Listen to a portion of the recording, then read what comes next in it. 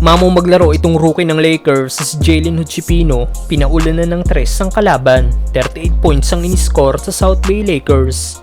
Mukhang kailangan na nga pong i-active ng Lakers sa kanilang roster ang rookie na si Jalen Hood-Schifino dahil matapos ang kanyang all-around game laban sa team ng Ignite noong nakaraan kung saan nagtapos siya na may 29 points, 10 rebounds at 5 assists.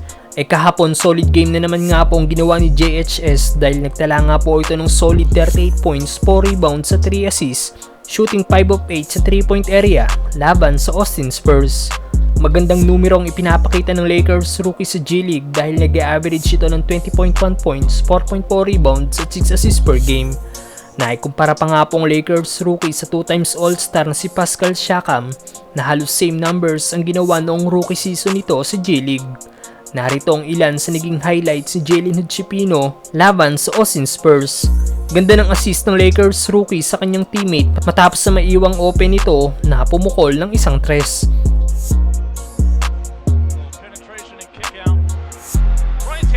Nice find ulit by JHS matapos maiwan na naman ni Hamilton ng kanyang defender. Easy points para sa team ng SBL. Naiwang open naman si JHS dahil na-attract ni Lewis ang defender ng Lakers rookie. 3-point shot by Jalen Hood-Schifino.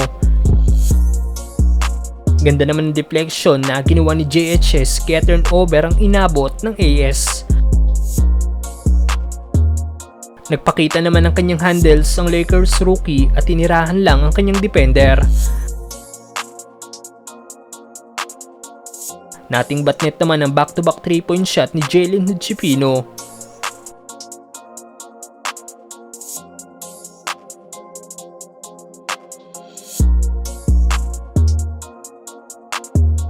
Wala namang nagawa ang bantay ng Lakers rookie na tinirahan lang nito ng isang floater. Inulit pa ito ni JHS at pinabanda pa ang kanyang tira.